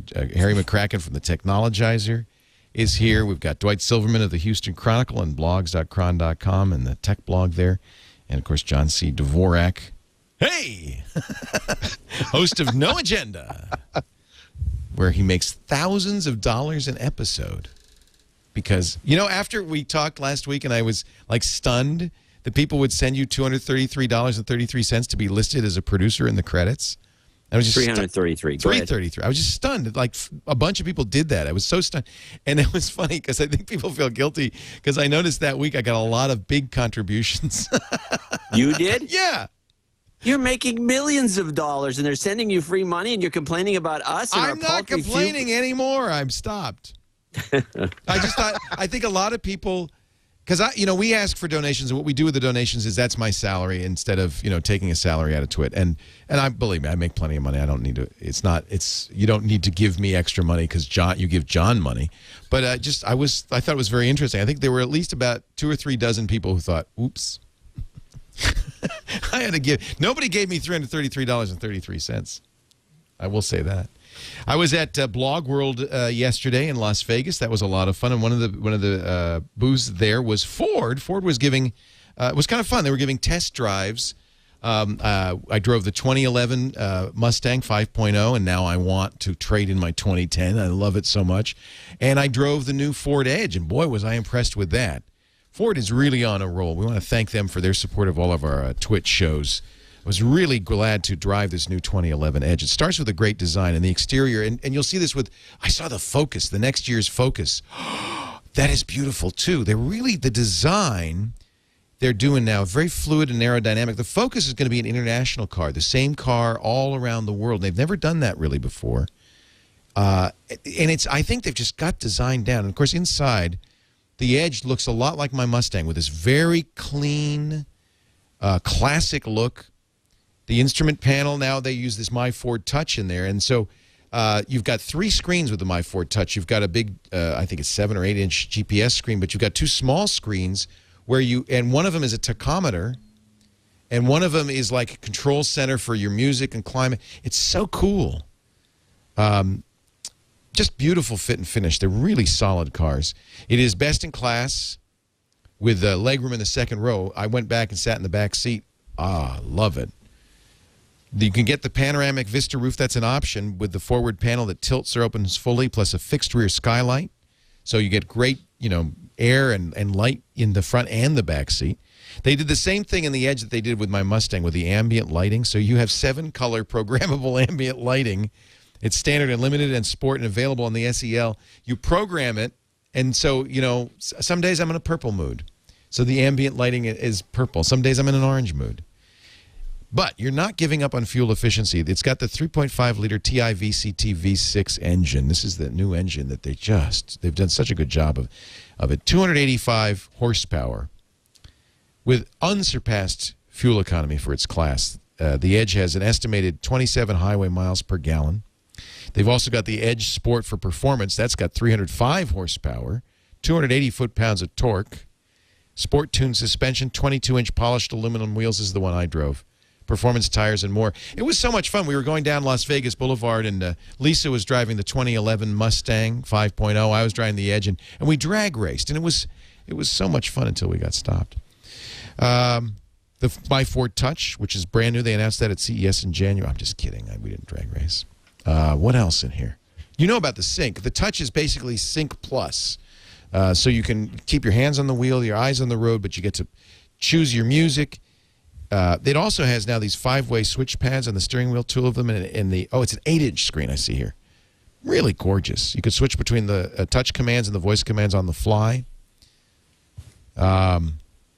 Also, by the way, the My Ford Touch is expandable, which means you can do things like Pandora, Stitcher, Slacker radio. Really incredible. 2 USB inputs, an SD card slot, RCA AV input jacks, There, you can get a available mobile in-car Wi-Fi hotspot through a USB installed air card or the USB mobile broadband modem.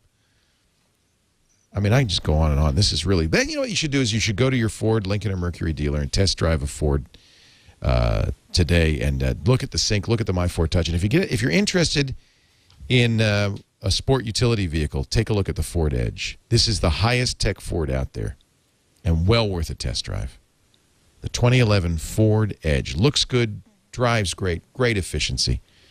Thank you, Ford, for supporting This Week in Tech and for that great car. I had a blast driving. My wife now wants one. We were thinking the Flex. Now she's driving the Edge, and she really likes it.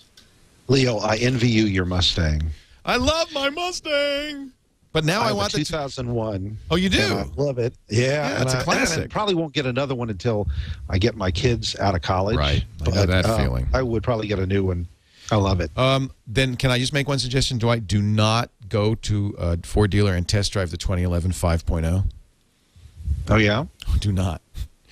Oh, yeah? I mean, my kids will go to community college. Yeah, I have a 2010, and I want... It's like, oh, my gosh. What's so better about it? Come on. They got a new engine in it. Well, first of all, it's 5.0. They got a new engine. It runs... What's your capacity and yours? It's a V8, but I don't know. That'll be a 5.0. They've been putting 5.0 in these things for a while. No, this is a completely redesigned engine. And it's smooth as silk, but, man, the torque in this thing... Mine's 4.6. Everybody in the chat room says 4.6. They know what... All right, it's 4.6. They know what kind of engine I have. The new 5.0 and you don't. That's good. I know. Go on. I know. When I push the accelerator, it goes vroom, vroom, vroom. I love it. What about the styling? How's the styling changed?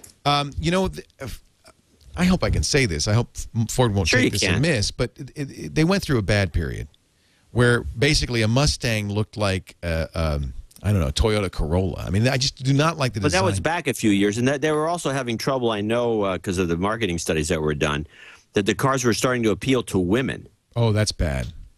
Well, for a Mustang, it is. Well, this appeals to my Mustang, and the new one looks very much the same. I think the only difference I could tell is instead of a matte finish on the Ford Touch, they had a glossy finish on the Ford Touch. But otherwise, it was the same. But it's a classic look. They've really gone back to the classic muscle car, very clean, all analog gauges. I just love it. Masculine. Well, you drove my car. Yeah, it's a nice car. It's very masculine. I can't see women really liking it that much. Oh, I know a few. Not like the Mustangs that were very feminine. No, my wife and I just had a discussion about this with cars. She says that there are certain cars they feel like a man's car when you're in them, and you may or may not like them. My Lexus is a good example. She finds it very uncomfortable to drive, and I find it very comfortable. Well, my wife feels the same way. You know what? You're right. You're right, but it's like a smoking jacket pipe kind of a thing. Yeah, women don't care to go for that look. Right. But and a fez. But she says it's just she says it's the dimensions and the way it feels. She just doesn't feel. No, Jennifer doesn't like it either. But I love it. God, I love it. Yeah, it's a manly car. It's a manly car, but I like it too. I don't know, because Lisa wants it. And I know a number of women who have gotten in my. Who really loved it? Denise Howell of This Week in Law. She took it for a ride, and she didn't come back for like an hour. And then she pretended she'd lost her car keys, and said, "Can I have it?" And I said, "No." My daughter covets mine. Yeah, so. I think it just depends. There are women who love muscle cars. And I like the women who love muscle cars. But they usually talk like this. No, they don't. Oh, you are so bad. No, my daughter does not talk like that. You know, Denise is gorgeous. You know who else? One of our, we have this debate. One of our chatters is a professor of geology at Ohio State University. She gave me this mug. And Darth Emma, and she drives a 2010 Camaro. So one of these days, we're going to have a little You can race her. We're going to have a little race. She loves her Camaro. Make sure to give her a Wisconsin Badger mug.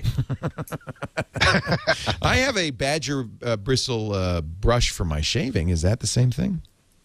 Sure.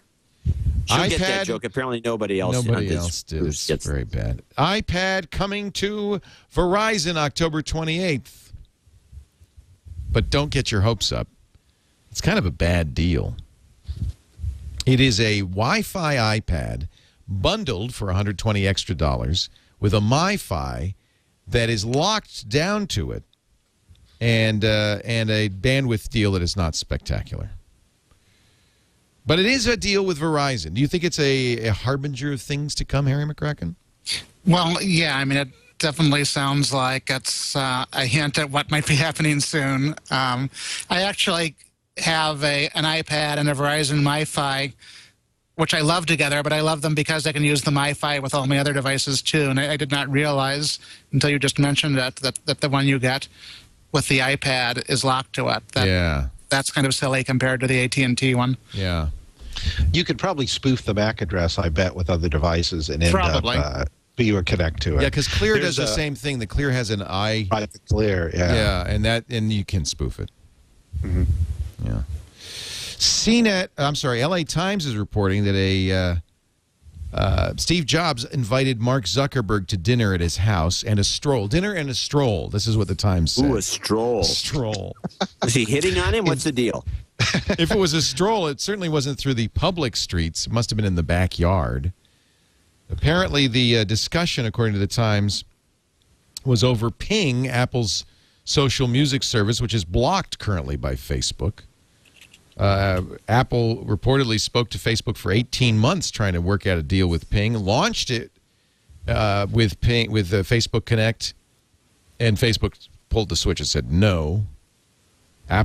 Steve Jobs said to Kara Swisher that the terms were so onerous we couldn't agree to them. So according to the Times... And he should know. Yeah, onerous terms. You're the king of it, aren't you, Steve? According to the Times, Jobs is trying to charm Zuckerberg with a little home cooking. Tell him to make sure to wear underwear. Oh, please. What? I don't even know what that means, and I'm It's offended. a reference to a article in Vanity Fair some time back, and to the movie they made. Who? Nobody keeps up. Who doesn't wear underwear and why? I don't. There was the movie that was made about. I Jobs. don't want to know. You don't even want to know. You're saying Steve Jobs under those black jeans is not wearing? No. He was wearing a pair. It's reported in the Vanity Fair. It really irked Jobs. The guy reported that apparently when somebody came in for an interview, Jobs had some of those shorts on or something, no underwear. Put his legs up on the table and was showing. No! Come on, this story is old. Oh no! Oh no! Are you saying he was flying the flag of freedom? Yeah, that's exactly this week how in it was Steve put. Shorts. He was letting his freak flag fly. So you bookmarked this story, Dwight Silverman. John Sculley, for the first time ever, talks about Steve Jobs. Where is this from? It's from Cult of Mac. Leander Connie got that interview. And the most interesting thing about it, he goes into detail about kind of what he thinks Steve's principles are for success. But the most interesting line in the whole thing, he says, is that they haven't talked and that Steve is still pissed, still angry, and he doesn't want to piss Steve off. Oh, That was interesting. just really What difference does it very make? Interesting. Yeah. What is Sculley doing these? He's an investor, right? Yeah, he's an investor. So he doesn't. But he's still nervous about getting on Steve's bad side. That's ridiculous. What a wimp. Yeah. Can I say something about that laundry list? That was we put a list of things he thought were interesting about Steve Jobs and why he's successful. There's one I didn't think the list was that interesting overall, but there was one thing on there that I think that was good. It should be noted. Yeah. Which is that Steve Jobs doesn't believe in focus groups. Yep. No focus groups. Steve said, how can I possibly ask someone what a graphics-based computer ought to be when they have no idea what a graphic-based computer is? No one's ever seen one before. Sculley said Jobs believed that showing somebody a calculator, for example, would not give them any indication as to where the computer was going to go because it was just too big a leap. He praised Jobs for beautiful design. He praised Jobs for always looking at things from the perspective of what was the user experience going to be. He also looked at the supply chain, the marketing, the stores. He's still doing it. That's Sculley's main he's point. He's a micromanager, but Sculley's main point was that the principles that he knew from way back when that Jobs were first principles are still there, still remain. Well, the one that's interesting to me still, because I know that big corporations in this country in particular are cowed by focus groups. And Steve is absolutely right, and anybody who's sensible is right. You can't focus group new ideas to such an extreme that you're going to get any good information from these people because they don't have anything. There's no frame of reference. Right. That's a good point. I don't do focus groups either, John. Really? I think this is the auteur theory of creation, that you get the best creative result if you let somebody with a great vision create his vision. And promote their vision. And promote their vision. Yeah. It's interesting, though, that such a team effort as a technology, like, when you're making an iPod, you've got designers, you've got the supply chain, you've got the suppliers of the parts, you've got so many pieces in this machine that you normally don't think of it as an auteur, there's some one person controlling it. Very few people have the dominant personality that Steve Jobs has that's required to do this from soup to nuts. I can't think of anybody else like this. It's almost like a motion picture director, really. It is. It's like a Spielberg. Mm-hmm. You have to have but the thing is, not a lot of people have that vision. A lot of people can sell themselves as having that vision, but when it comes time to execute it, they don't always do it. I don't know. Maybe I shouldn't do it that way. What do you think? Right. Yeah. Right. As soon as you say that, you're not Steve Jobs. Right. Steve, 3 words you never hear from Steve Jobs. 4 words. What do you think? You're never going to hear that. Another one that goes in Leo's books, ladies and gentlemen. 4 words you'll never hear from Steve Jobs. Actually, that's where the auteur theory comes from, isn't it? It's from filmmaking, from the great filmmakers. I can't think, though, of a business of a lot of people who are considered auteurs. Maybe the guy who did the DeLorean. Software sometimes, hardware almost never. Yeah, it's just too hard. Other words used to describe Jobs by Sculley, John Sculley: perfectionism, obviously. Vision. He believed the computer was eventually going to become a consumer product. That was an outrageous idea in the early 80s. But Steve was thinking about something entirely different. He thought the computer was going to change the world, and it was going to become what he called the bicycle for the mind. He was a person of huge vision. Minimalism. By the way, we should mention that Steve Jobs was also one of the hot shots that perceived the Segway as a world changer. Yeah, that's right. He did, didn't he? He said cities will be redesigned because of the Segway. Whoops. Whoops.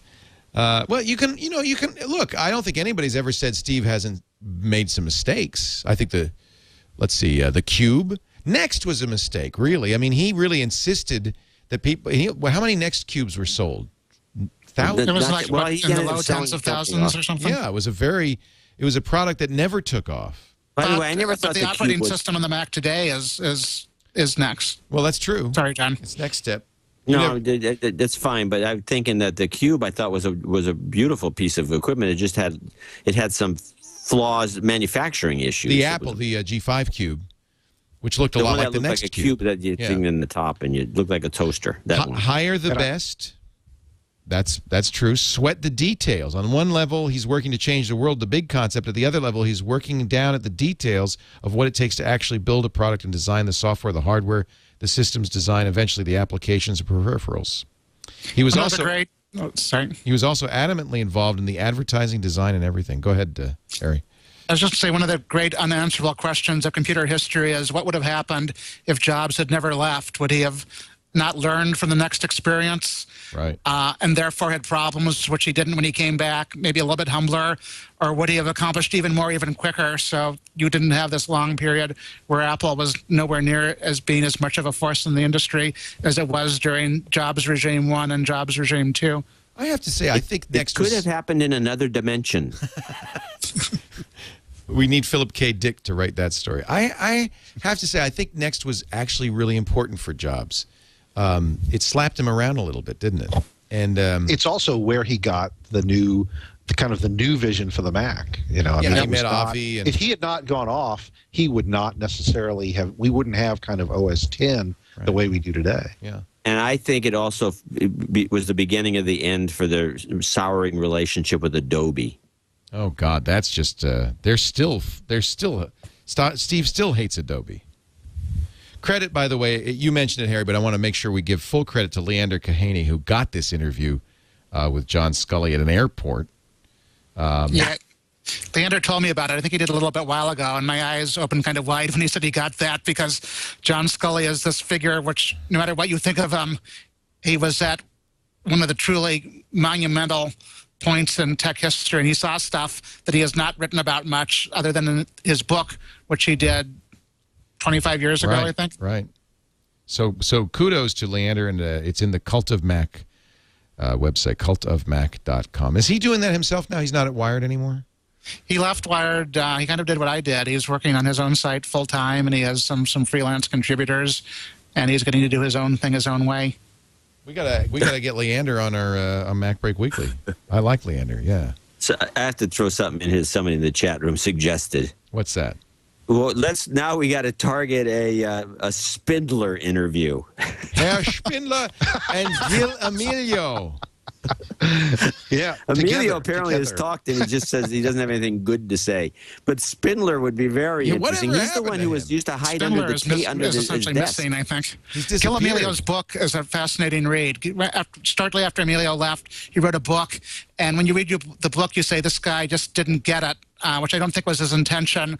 But it is a learning experience to read a book that is, I think, honest but strange. To this day, Gil Emilio believes that everything that Steve Jobs accomplished when he ousted Emilio and took back over was stuff that Gil had started. Yes. Emilio kind of says the iMac was basically his idea. That was my idea. Yeah. Well, you know, this is a guy that comes from the semiconductor industry, and in that business, that's the way they all are. I thought of the iPod. Oh, I knew all about that. The iPhone, that was my idea. That Jobs guy, he just followed up. He's basically a talented clerk. Is this your semiconductor industry voice? Yeah, they all talk like that in the semiconductor industry. He's just a talented clerk. He's got, he's got some good ideas. I'm not saying that. But really, I thought of it. They all talk just like Ralph De La Vega. Yeah. Barney Frank is who it sounds like to me. Barney Frank. Yeah. Barney Frank has a cartoon voice, doesn't he? He really does.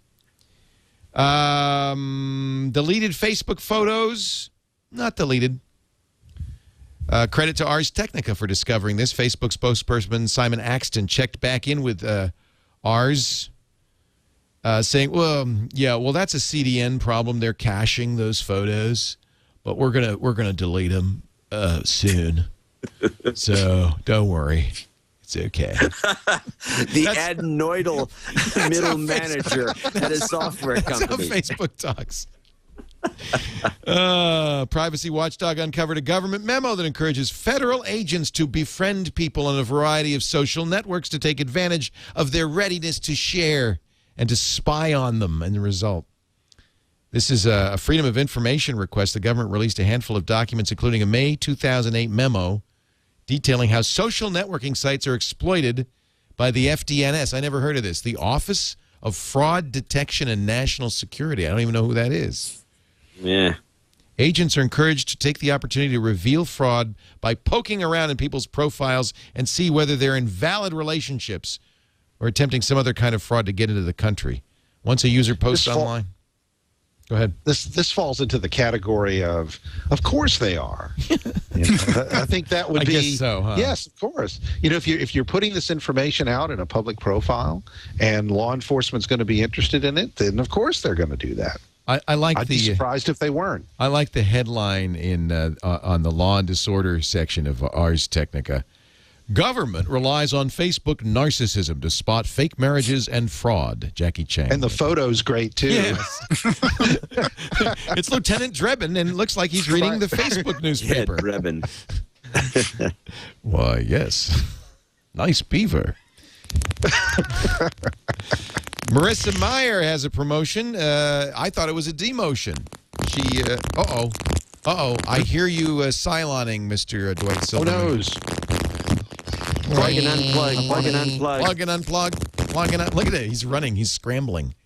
How long is that cord? I think he left. I'm sorry, Dwight. I didn't mean to. Oh, look. Giant giant fingers. Okay, it's time to end this show. Well, wait, we were talking about something. Marissa Meyer. Marissa Meyer. She was head of search. You'd think head of search at Google would be like as high as you can go, but they've taken her out of search and put her in local and mobile, and put her on the committee of 9 or whatever that runs Google. And it's a promotion. And I think it's a way of saying, we were talking about how Facebook is jumping on social search. I think Google's saying, social, that's so 2009.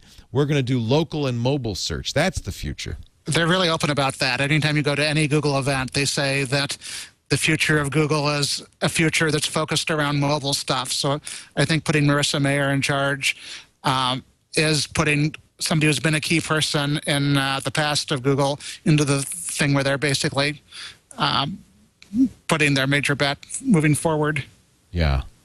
It's interesting, isn't it? And I wonder if, Facebook and Microsoft are they a step behind?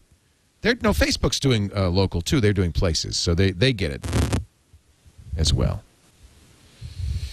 Finally, we'll wrap up with this sad story, the end of one of the great mathematicians, 85-year-old Benoit Mandelbrot, passed away on Thursday. He's the guy who created the Mandelbrot set and really coined the term fractals and applied the concept of fractals.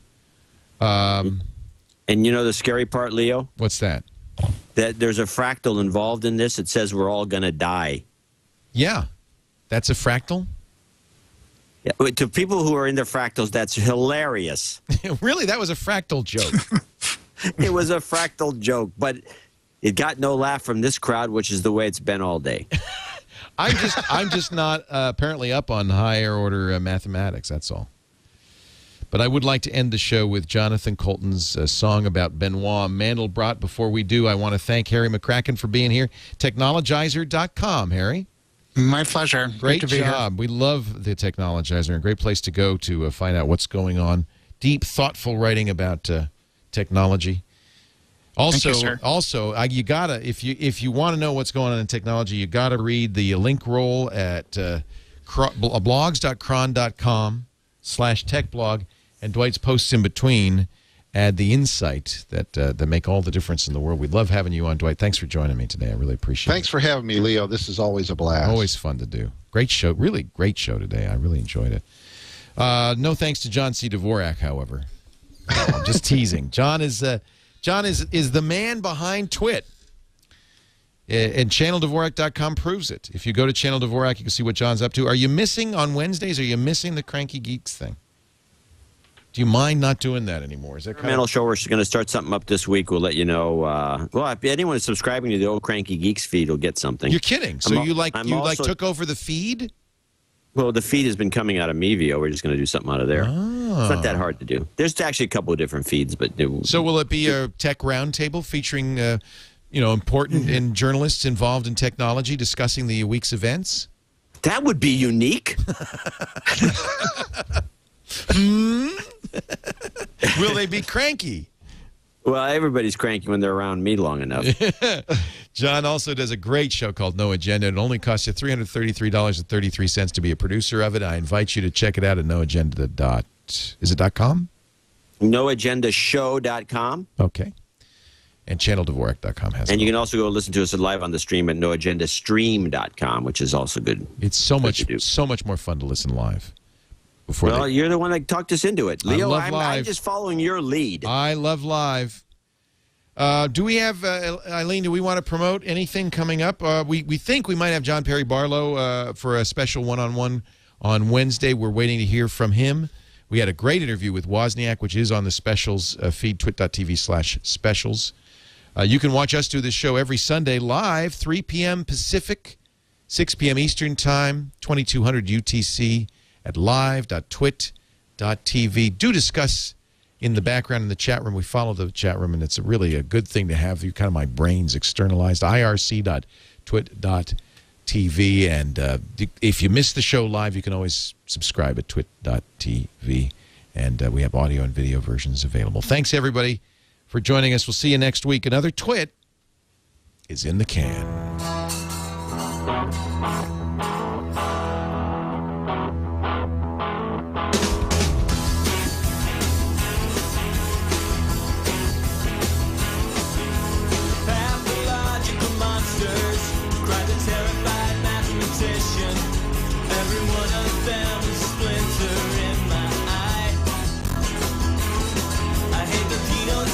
In the coke curve, I fear the Cantor turn reset.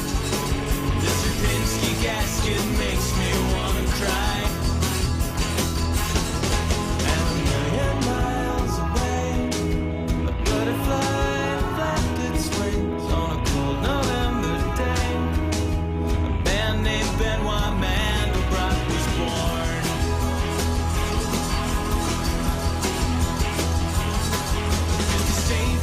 Mathematics and his unique geometrical insights left him well equipped to face those demons down. He saw that infinite complexity could be described by simple rules. Used his giant brain and he turned the game around. And he looked below the storm, saw a vision in his head. Bulbous pointed form, picked his pencil up and he wrote his secret down. Just take a point called T in the complex plane. Let's C1 be Z squared plus C. Z2 is Z1 squared plus C. Z3 is Z2 squared plus C. And so on. If the series of C's will always stay close to Z and never trend away, that point is in the Mandelbrot set. Mandelbrot set. Shock test on fire, you're a Deagle pterodactyl. You're a heart-shaped box of springs and wire in one badass fucking fractal. And you're just in time to save the day, sweeping all our fears away. You can change the world in a tiny way.